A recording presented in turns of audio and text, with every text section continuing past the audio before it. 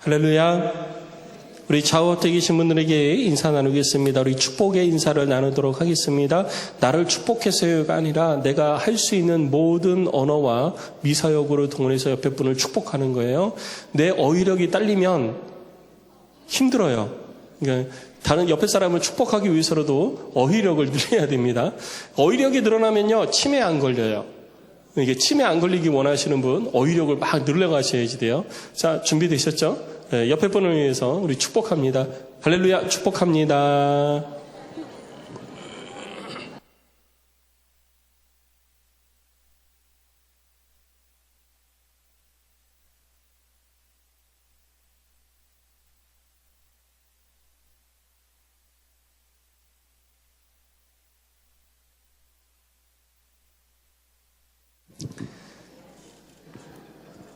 할렐루야.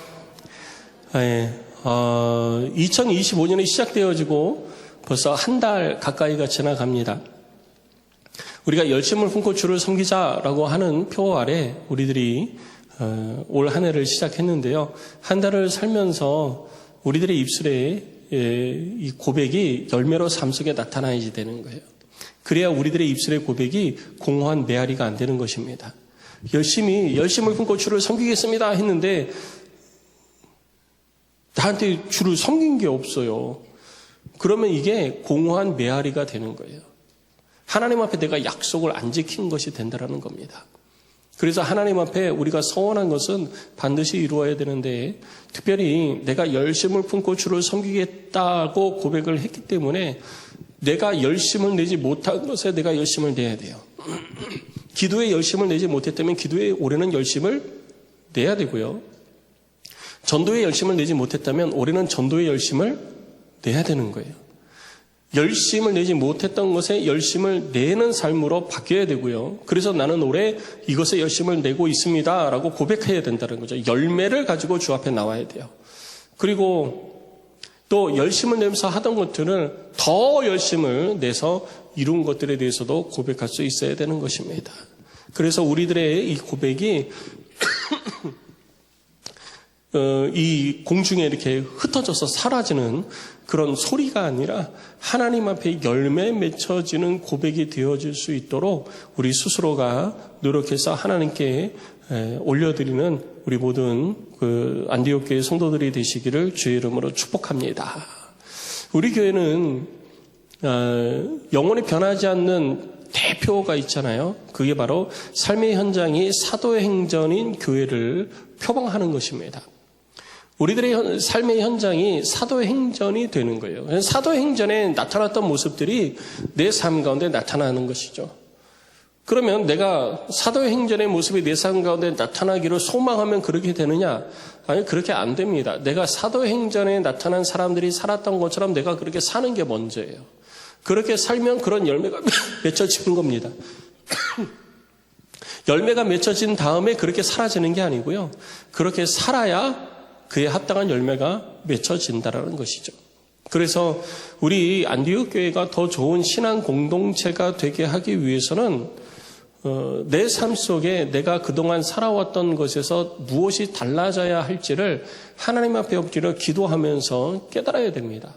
그리고 그 깨달은 것을 이루어내야지 돼요. 그래야 우리 삶에 변화가 있는 것이고 교회 공동체가 초대교회의 모습과 같은 행복한 교회 공동체가 되는 것입니다. 그래서 지난주에 우리가 초대교회의 모습을 살펴보면서 이런 모습이 정말 좋은 공동체의 신앙 공동체의 모습이었구나라고 봤던 것이 기도 공동체의 모습이었습니다. 기도하는 공동체였어요. 열심히 하나님 앞에 기도하는 공동체였고 그 기도를 통해서 응답하시는 하나님의 응답을 삶 속에서 경험해가는 공동체였다라는 것이죠. 그래서 지난 한 주간 여러분들의 삶 속에 기도하는 모습들이 어떻게 이루어졌는지 여러분 한번 생각해 보시기를 바랍니다. 우리들이 보통 말씀을 들어도요, 그래, 맞아, 그래야 되는구나 깨닫고 기도해야지 라고 했는데 그렇게 기도해야지 라고 한다고 해서 기도가 되는 게 아니거든요. 기도해야지 라고 했는데 저 문을 딱 나서는 순간부터 우리는 일반적인 우리들의 일상으로 돌아오는 거예요. 거기에 익숙해 있으니까.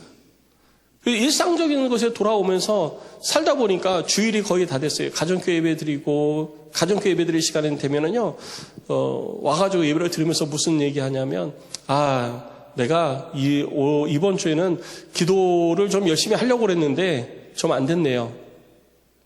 이게 늘상 똑같은 반복이 되어지게 해서는 안 된다라는 것이죠. 신앙인은요, 하나님의 말씀을 듣고 깨달았으면 그 깨달은 대로 살아지는 게 아니고요, 살아내야 되는 거예요. 살아내야 열매가 맺히는 것입니다. 성도 여러분, 말씀대로 살아내시기를 주의 이름으로 부탁을 드립니다. 살아내기 위해서는요, 끊어낼 건 끊어내야 돼요. 익숙해져 있는 일상에 나 자신을 그냥 그대로 던져 넣어서는 절대로 끊어질 수가 없습니다. 끊어내야지 되는 거예요. 쓸데없는 것들을 끊어내고 하나님 앞에 열매 맺는 삶을 위해서 우리 자신이 더 하나님께로 나아가야 된다는 것이죠. 아직 기도 공동체, 아름다운 기도 공동체를 이루어가는 데 있어서 내가 기도하지 못했다면 지금이라도 늦지 않았습니다. 다시 기도하는 데에 힘내시고요. 적어도 올해 열심을 품고 주를 섬기자 했으니까 그동안에 기도하는 데에 열심 못 내셨으면 이제 기도하는 데에 열심 내시기를 부탁을 드립니다. 열심 내셔서 기도함으로 우리 이 안디옥 공동체가 행복한 기도 공동체로 만들어지는 초석이 우리 성도들이 되어주시기를 주의 이름으로 부탁을 드립니다. 그리고 초대교회에 나타났던 공동체의 특성 가운데 행복한 공동체, 아름다운 공동체, 우리가 닮아가고 싶은 공동체의 특징 중에 하나가 두 번째가 바로 경제 공동체입니다. 경제 공동체라고 이야기를 하면 많이 가진 사람들이 적게 가진 사람들한테 가지고 있는 것을 나눠주는 것을 우리가 경제 공동체라고 생각할 수 있거든요.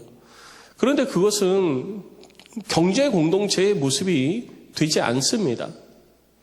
그것은 결코 성경적인 경제 공동체의 모습이 아닌 것입니다.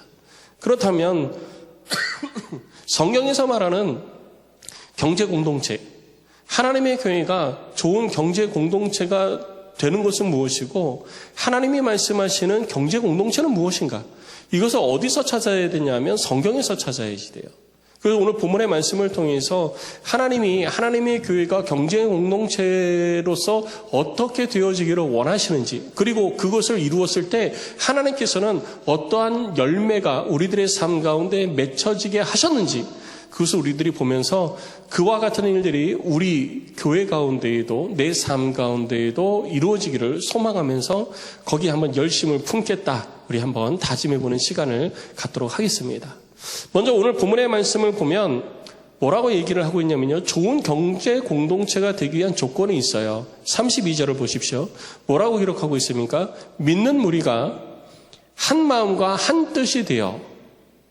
여러분, 경제 공동체, 좋은 기도 공동체도 마찬가지였고 좋은 경제 공동체가 되기 위해서는 무엇이 먼저 선결되어져야 되느냐? 한 마음 한 뜻이 되는 것이 먼저 돼야 되는 거예요. 한 마음과 한 뜻이 안 되면은 다 소용이 없다라는 것입니다. 될 수가 없는 거예요. 한 마음 한 뜻이 된 그 위에 더 풍성한 열매가 맺혀지기 때문입니다. 그래서 우리는 한 마음 한 뜻을 품어야 되는데 여러 사람이 한 마음 한 뜻을 품을 수가 없습니다. 두 사람만 모여도 두 사람의 의견이 갈라져요. 마음을 같이 할 수가 없어요. 그런데 여기에 수백 명이 있는데 여기 있는 사람들이 한 마음 한 뜻을 품는다? 여러분, 이게 가능하겠습니까? 우리가 한 마음 한 뜻을 품읍시다 라고 얘기를 할 때마다 여러분께서 말씀하시죠. 아멘이라고 말씀하십니다. 그래서 한 마음 한 뜻이 되나요? 안 돼요. 한 마음 한 뜻이 안 됩니다. 우리들이 한 마음 한 뜻 품겠습니다 라고 하고서 품겠습니다 사라지는 거죠. 한 마음 품겠습니다 라고 하는 그 소리가 우리 속에서 그냥 싹 사그러지는 거예요. 소리가 없어지듯이 그렇게 사라집니다. 그러면 그렇게 사라지는 한 마음 한 뜻을 초대교회 성도들은 어떻게 그 한 마음 한 뜻을 품고 신앙생활을 했을까요? 이게 가능한 일일까요? 우리들은 각자가 다 개성이 있잖아요. 개성이 있어서 내가 가지고 있는 나만의 성격이 있는 거예요. 나만의 관점이 있는 거예요. 꿈도 다르고요. 그리고 그 관점도 다릅니다. 여기 컵에 물이 있는데요. 제가 조금 마셔서 반이 조금 안 남았습니다. 근데 이 컵에 반이 남지 않은 물을 보면서도요, 어떤 사람은 조금 긍정적인 마인드를 가지고 있는 사람은 컵에 아직 물이 반 가까이나 남았네 이렇게 얘기하지만, 조금 부정적인 마인드를 가지고 있는 사람은 뭐야 이거 반도 안 남았네 이렇게 얘기를 하는 거예요. 똑같은 상황을 바라보더라도 그 사람이 가지고 있는 성향에 따라 가지고 이렇게 얘기도 하고 저렇게 얘기도 하는 것입니다. 그리고 내가 그렇게 얘기한다는 것은 내가 그렇게 생각을 하고 있다는 거예요. 반 가까이나 남았네. 그러면 이걸 가지고 뭔가를 이루어내겠다라는 거고요. 아유, 반도 안 남았네. 이걸 가지고 뭐 해? 라는 것은 아무것도 안 하겠다라는 얘기예요. 그러니까 바라보는 것도 틀리고요. 그리고 소망하는 것도 다른 거예요. 그런데 어떻게 교회 안에서 한마음 한뜻이 될 수 있었느냐? 이유는 간단합니다. 한마음 한뜻이 될 수 있었던 이유는 성령 충만했기 때문이에요. 성령 충만하면 한마음 한뜻이 될 수 있습니다. 왜냐하면 우리들의 가지고 있는 생각을 가지고 무엇을 바라보고 생각하고 판단합니다. 그런데 성령 충만하면요, 그 다음부터 내가 나를 다스리는 게 아니라 하나님의 성령이 나를 다스려요. 내가 생각하는 것도 하나님의 성령이 가르쳐 주는 대로 생각하고요, 내가 보는 것도 하나님께서 보여주시는 그 방향으로 보게 되어지는 거예요. 내가 말하는 것도 하나님의 성령의 말하게 하심을 따라 말하게 되기 시작하는 것입니다. 그러니까 모든 사람들이요, 내 의지를 가지고 행동하고 말하고 생각하고 살아가는 게 아니라 하나님의 성령의 필터를 거쳐가지고 말하기 시작하는 거예요. 살아가기 시작하는 거예요. 그러니까 내가 똑같은 것을 바라봐도 성령이 보여주시는 것을 거쳐가지고 보게 되어지고요, 성령의 필터를 거쳐서 내가 듣기도 하고 성령의 필터를 거쳐서 내가 말하기도 하는 것입니다. 그러니까 100명이 모여도요, 똑같이 다 하나님의 성령의 다스림을 받는 사람들이 되다 보니까 똑같은 말을 하고 똑같은 마음을 품고 한마음 한뜻이 될 수 있었던 것입니다. 그래서 하나님의 교회가 좋은 믿음의 신앙 공동체가 되기 위해서 이루어야 될 첫 번째 조건은요, 이건 불변의 법칙이에요. 첫 번째 조건은 뭐냐면 성령 충만인 것입니다. 성도 여러분, 성령 충만합시다. 성령 충만함 위에 하나님의 교회가 구체적으로 더 건강하게 세워져 가는 거예요. 성령 충만함 없이 되어지는 것은 아무것도 없습니다. 그런데 초대교회 성도들은 성령 충만한 자들이 모였어요. 마가의 다락방에서 기도하면서 120여 명의 사람들이 기도할 때 전부 다 성령 충만을 받았고 그 사람들이 하나님의 교회를 이루었잖아요. 그렇기 때문에 교회에 속한 모든 사람들이 다 성령 충만했는데 그 이후에 성령 충만하지 않은 사람들이 교회로 유입되어지면서 무슨 일이 발생했습니까? 여러 가지 갈등이 발생하기 시작을 했던 거예요. 그래서 지금 우리들의 교회도 여기 계신 분들이 전부 다 성령 충만한 분들은 아니잖아요. 어떤 분은 성령 충만한 분들이 계시고 어떤 분은 성령 충만에 대해서 말은 들었지만 성령 충만을 경험하지 못한 분도 계시고 성령 충만에 대해서 듣도 보도 못한 분들도 계시리라 생각이 되어집니다. 그와 같이 우리들은 모두가 다 성령 충만한 것이 아니기 때문에 한마음 한뜻이 되기는 어려워요. 그렇지만 안 되는 것도 아닙니다. 우리가 성령 충만을 위해서 노력해서 내가 성령 충만 받으면 모든 것들이 가능한 거예요. 그러니 저 사람 성령 충만 못 받아서 안 돼 라고 할 것이 아니라 내가 성령 충만 받기 위해서 노력해야 되는 것입니다. 성도 여러분, 여러분 각자가 다 성령 충만을 경험해서 성령 충만한 사람이 되시기를 주의 이름으로 축원합니다. 그래서 한마음 한뜻을 품고 그들 가운데 나타났던 일들이 뭐냐면요, 모든 물건을 서로 통용하고 자기의 재물을 조금이라도 자기 것으로 자기 것이라 하는 이가 하나도 없더라라고 말하고 있습니다. 행복한 경제 공동체를 이루는 것은요, 가진 사람이 양보를 해서 덜 가진 사람한테 나누어 주는 것이 행복한 경제 공동체를 이루는 게 아니에요. 행복한 경제 공동체는요, 내가 가진 것이 내 것이 아니다라고 하는 인식을 가지고 있는 것이 행복한 경제 공동체의 시작이라는 것입니다. 지금의 사회는 캐피탈리즘, 경제주의가 우리를 이끌어가고 있잖아요. 자본주의가 우리의 경제를 이끌어가고 있는 것입니다. 그 자본주의 가운데에서 우리들이 가져야 될 것은 뭐냐면요, 오늘 성경에서 이야기하고 있는 것처럼 모든 것은 내 것이 아니다라고 하는 생각을 가져야 된다는 거예요. 어떻게 우리가 가진 것을 전부 다 내 것이 아니라고 부정할 수 있는가? 그게 말이 되는가? 예, 말이 됩니다. 그 방법이 뭐냐면 바로 하나님의 성령이 충만한 자는 이 모든 것들이 하나님으로부터 왔다라는 것을 깨닫게 되어지는 거예요. 이러한 것을 가리켜서 뭐라고 그러냐면 청지기 사상이라고 이야기를 하는 겁니다.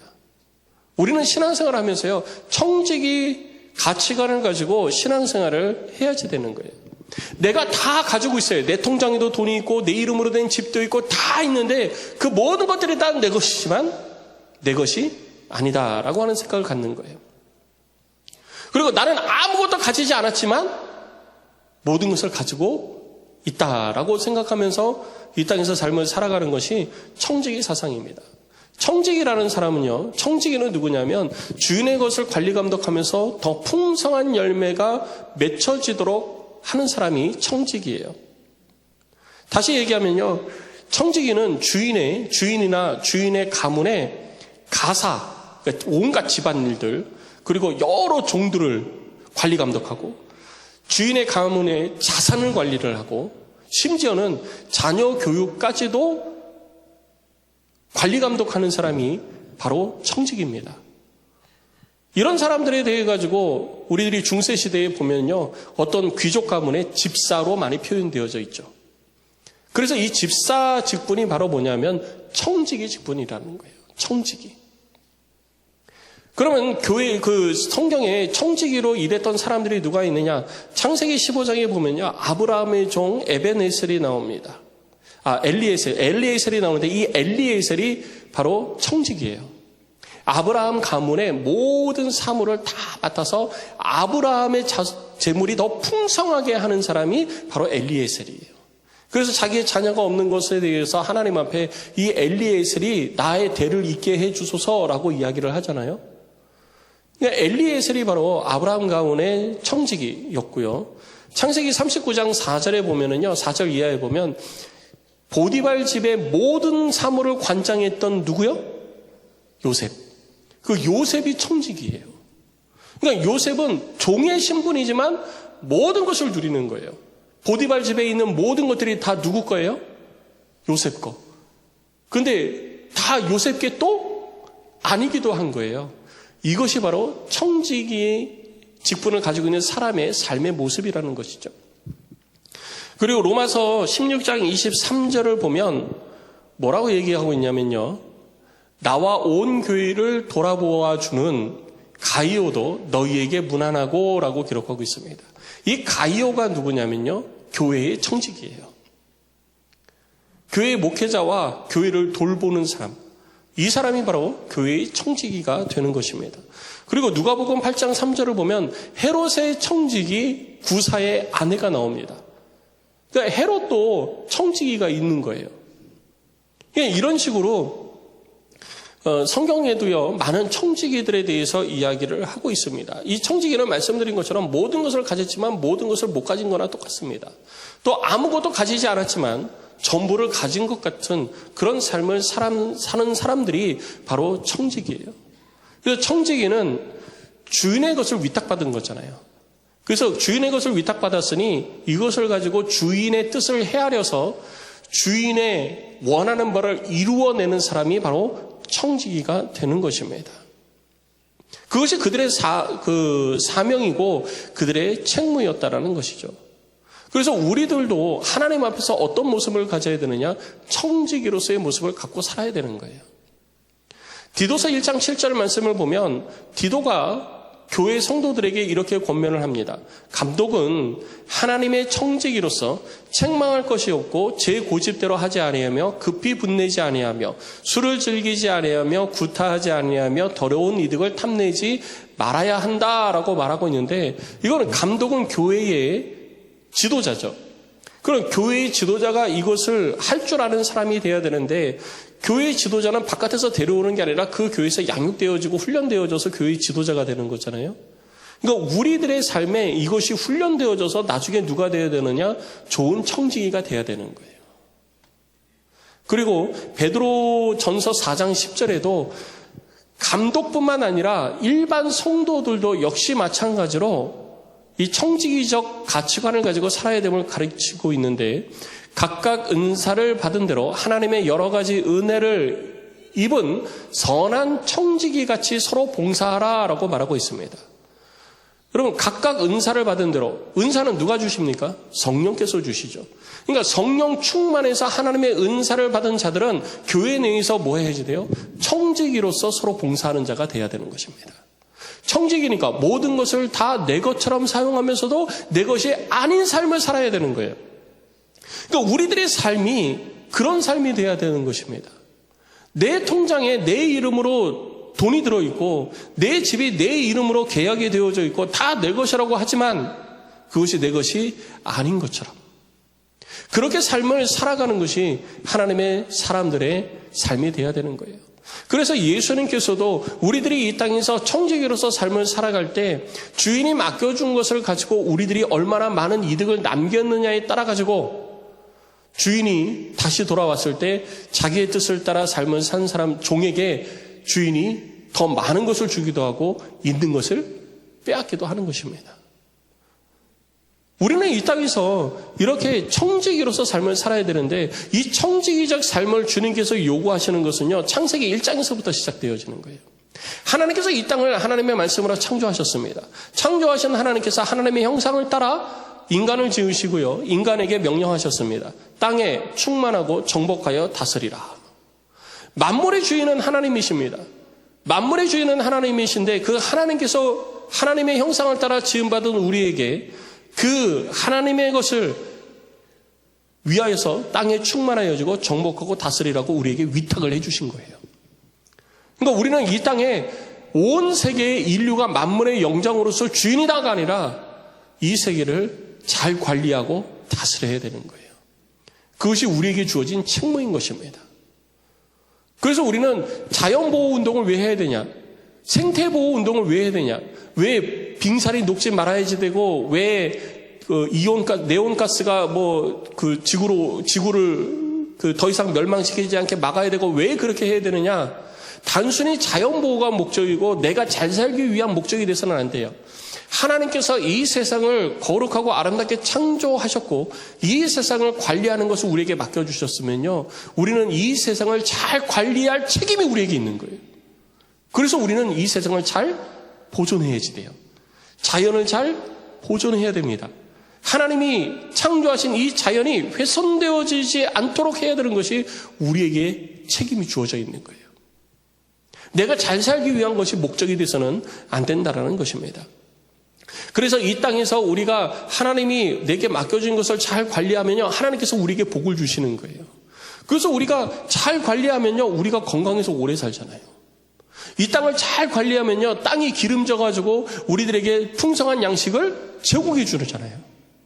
그러니까 우리가 잘 관리하는 것이 누구에게 복이 되느냐? 우리에게 복이 되어지는 거예요. 이것이 하나님의 창조 섭리인 것입니다. 그런데 사람들이 이 하나님의 뜻을 잊어버렸어요. 그래서 하나님의 것인데 하나님의 것이라고 생각 안 하고 내 것이라고 생각하기 시작한 거죠. 이게 문제가 된 거예요. 하나님의 것을 내 것이라고 얘기하니까 다른 사람의 것을 내 것이라고 하면 그게 뭐예요? 도둑놈이죠. 다른 사람의 것인데 이걸 내 것이라고 그러는 거예요. 아, 그거 내 거야, 내 거. 그 군대에서는 뭐라고 그래요? 여기 있던 거 이쪽으로 가져왔으면 도둑질이 아니라 뭐예요?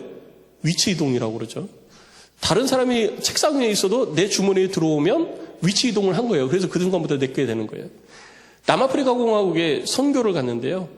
선교사님이 그 테이블 위에 파라솔이 있고 이렇게 테이블이 있잖아요. 그 테이블 위에 그 명품 선글라스를 누가 선물해줘서 그 명품 선글라스를 테이블 위에 딱 놓고 화장실을 잠깐 갔다 왔어요.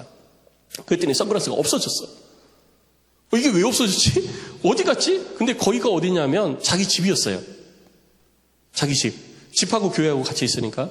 그러니까 아프리카 그 사람들이 와서 거기서 놀기도 하고 축구도 하고 뭐 일도 하고 막 그래요. 그러면 이제 돈도 조금씩 주고 그러니까.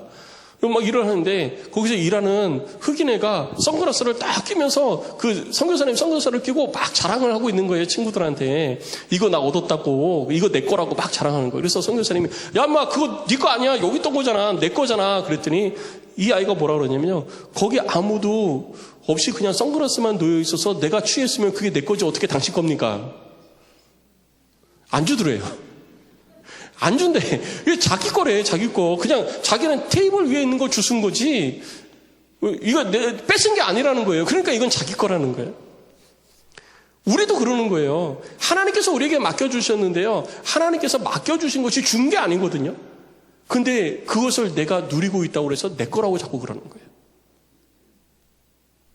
그러니까 욕심이 생기고 내가 더 많이 가지려고 다른 사람의 피해를 못 본 척하는 거죠.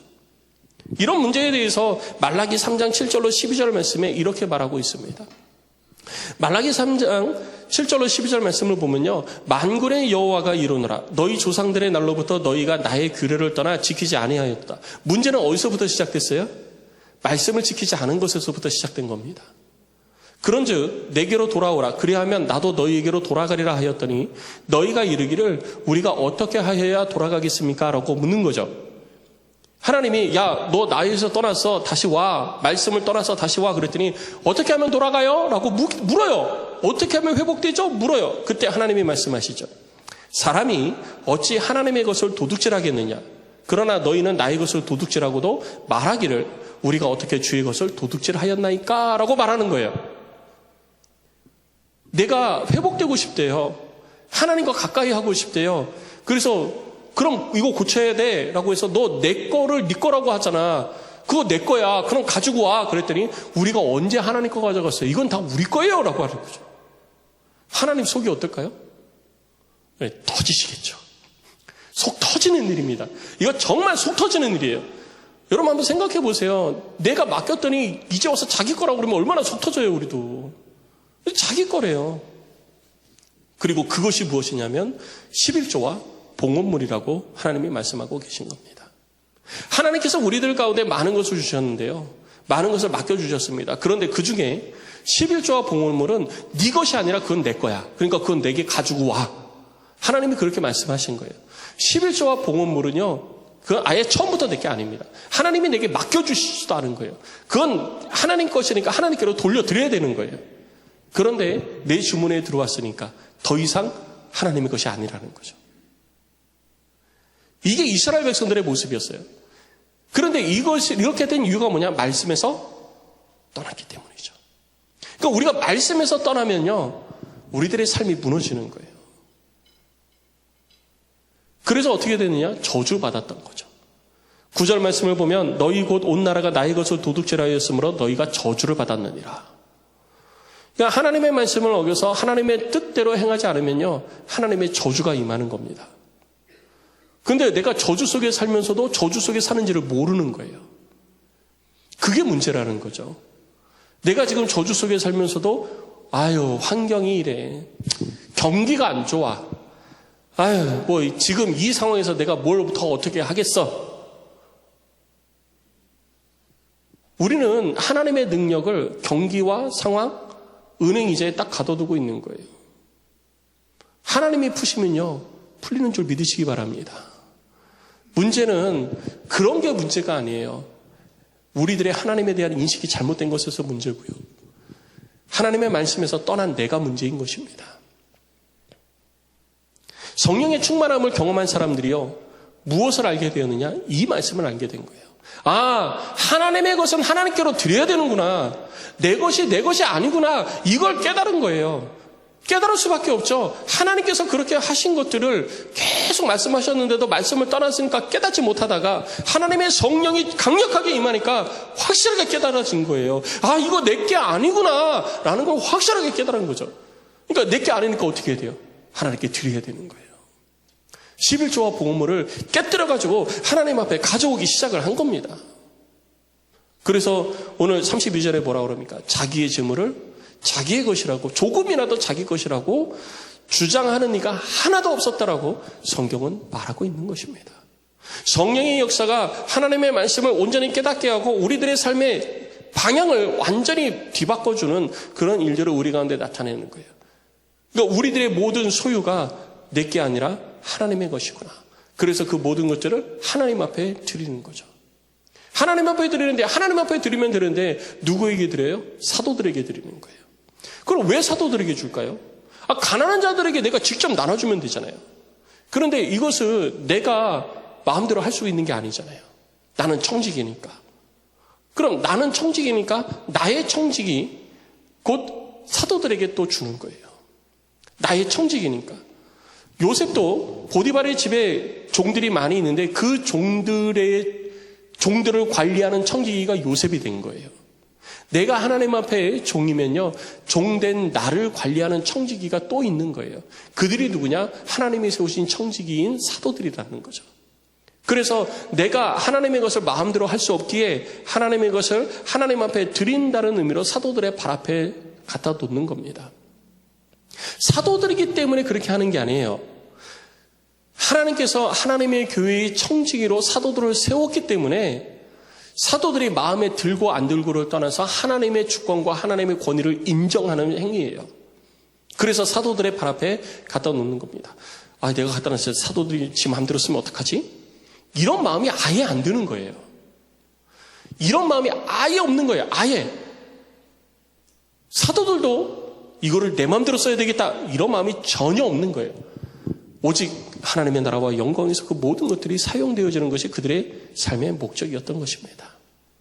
그리고 그렇게 하나님 앞에 드렸더니요, 어떻게 사용되어졌느냐? 오늘 본문의 말씀을 보면 이렇게 말하고 있죠. 34절 이하에 보면 그 중에 가난한 사람이 없으니 이는 밭과 집 있는 자들이 팔아 그 판 것의 값을 가져다가 사도들의 발 앞에 두었어요. 사도들의 발 앞에 두매 그들이 각 사람의 필요를 따라 나누어 줍니다.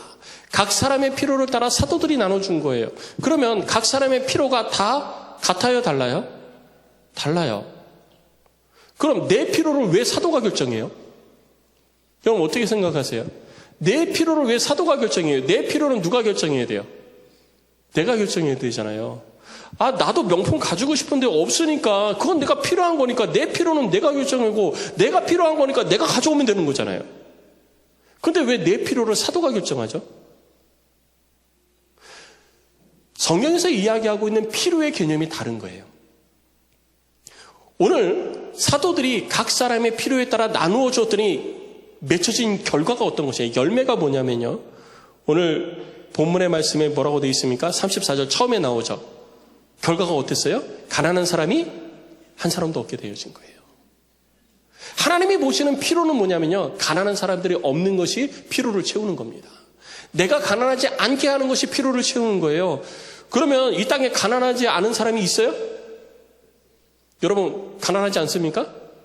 한국 사람 100명에게 물어보세요. 가난합니까? 물어보면요, 아니에요, 나 부자예요, 얘기하는 사람이 몇 명이나 될까요? 거의 없을 거예요.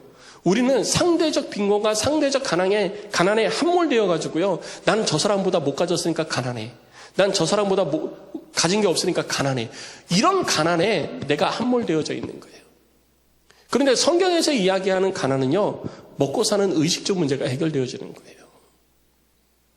내가 오늘 먹을 것이 있으면 그것으로 족한 줄 알아라 라고 하는 것이 우리를 향하신 하나님의 뜻입니다. 그래서 하나님께서는요, 항상 우리가 이 땅에서 가난한 자 없이 곧 먹을 거 고민하지 않고 풍성한 삶을 살아가는 것을 원하는 것이 하나님의 뜻입니다.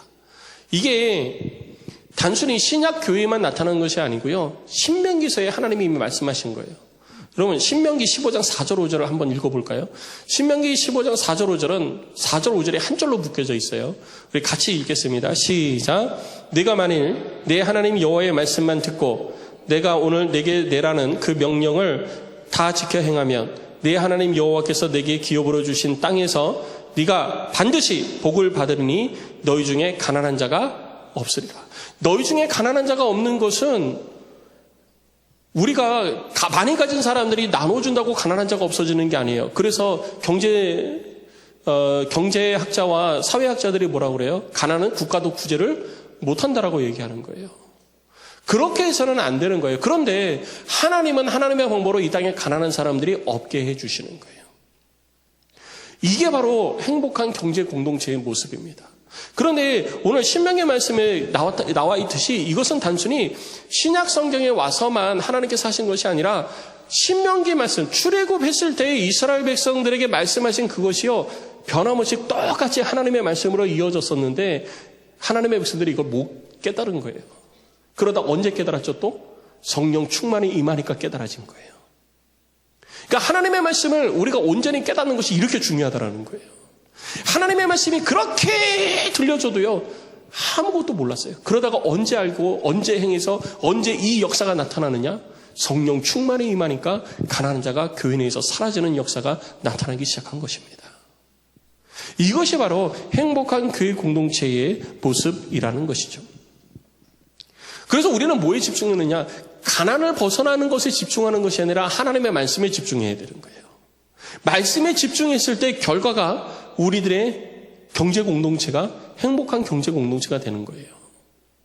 경제 공동체가 행복한 경제 공동체가 되는 것은 돈을 우리가 합심해가지고 돈을 많이 벌자, 공동 농장을 하자, 열심히 일해서 우리가 생산해가지고 팔아서 우리 똑같이 배분하자, 이런다고 되는 게 아니에요. 하나님의 말씀을 집중할 때, 하나님의 말씀에 집중해서 말씀대로 삶을 살면요, 나머지는 하나님이 다 해결해 주시는 것입니다. 그러니까 우리는 뭐에 집중해야 돼요? 말씀에 집중해야 되는 거예요. 이것이 신앙 공동체의 온전한 모습이라는 것이죠. 그래서 우리는 하나님 앞에서 어떤 마음을 가지고 사느냐가 굉장히 중요해요. 청지기적 마음을 가지고 삶을 살아가고 있느냐, 아니면 청지기인 척하고 살아가느냐. 청지기인 척하고 살아가는 사람은요, 그 대가를 치르는 겁니다. 아까 성경을 보니까 뭐라고 그랬어요? 저주를 받는다고 그랬잖아요. 누가복음 12장 42절로 48절에 보면 하나님께서 하시는 말씀이 기록되어져 있습니다. 예수님께서 말씀하시는 그 내용이 기록되어져 있는데 뭐라고 기록되어 있냐면요, 주께서 이르시되 지혜 있고 신실한 청지기가 되어 주인에게 그 집 종들을 맡아 때를 따라 양식을 나누어 줄 자가 누구냐. 그러니까 하나님의 뜻을 이루어갈 사람이 누구냐는 거예요. 주인의 뜻을 따라 하나님의 뜻을 이루어갈, 하나님의 뜻을 따라 하나님의 뜻을 이루어갈 자가 누구냐. 주인이 이를 때 그 종이 그렇게 하는 것을 보면 그 종은 복이 있으리라. 내가 참으로 너에게 이르노니 주인이 그 모든 소유를 그에게 맡기리라. 그런데 만일 그 종이 마음에 생각하기를 주인이 더디 오리라 하여 남녀 종들을 때리며 먹고 마시고 취하게 되면 생각하지 않은 날 알지 못하는 시각에 그 종의 주인이 이르러 엄히 뭐하고요?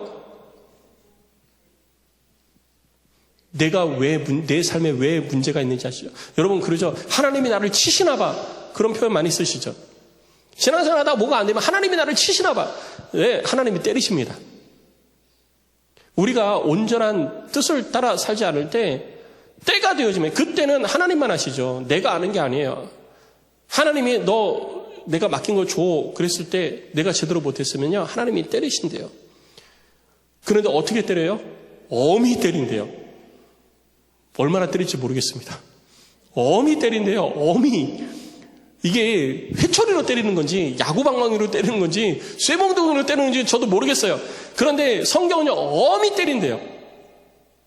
그리고 신실하지 아니한 자의 받는 벌에 처하리니 주인의 뜻을 알고도 준비하지 아니하고 그 뜻대로 행하지 아니한 종은 어떻게 한다고요?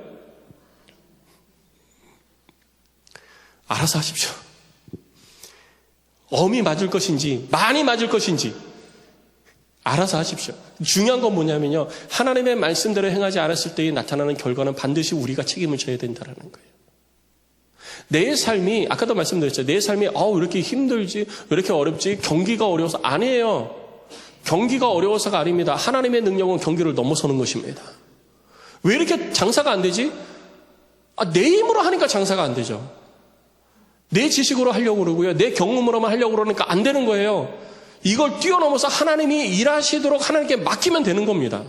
하나님이 길 여시면 되는 거예요. 그런데 내가 하려고 그러니까 안 되는 거고요. 하나님이 내게 맡겨주신 것을 가지고 내 것이라고 생각하면서 내가 이루려고 하니까 하나님이 나를 치시는 것을 경험하는 것입니다. 그래서 우리는 이 땅에 살면서요, 하나님 앞에 청지기로서 삶을 살아가야지 되는 거예요. 모든 것이 다 내 것이지만 내 것이 아닌 것처럼. 그래서 주께서 쓰시겠다 하면 내어드릴 수 있는 그런 마음이 늘 언제나 우리들 가운데 준비되어져 있는 것입니다. 이것이 신앙개혁이에요. 신앙개혁은 그냥 되는 게 아니에요. 신앙개혁의 대명사라고 얘기할 수 있는 히스기야가 있죠. 오늘 히스기야가 행한 일들을 읽고 오늘 말씀을 정리하고자 합니다. 역대하 31장 1절로 21절의 내용인데요. 우리 같이 한번 읽어볼게요. 역대하 31장 1절로 21절에 이렇게 기록이 되어져 있습니다. 이 모든 일이 끝날 때 거기 있는 이스라엘 무리가 나가서 유다 여러 성읍에 이르러 주상을 깨뜨리며 아세라 목상을 찍으며 유다와 베냐민과 에브라임과 므낫세 온 땅에서 산당들과 제단들을 제거하여 없애고 이스라엘 모든 자손이 각기 자기들의 본성 기업으로 돌아갔더라 라고 했는데, 이렇게 해서 신앙개혁이 끝난 게 아니에요.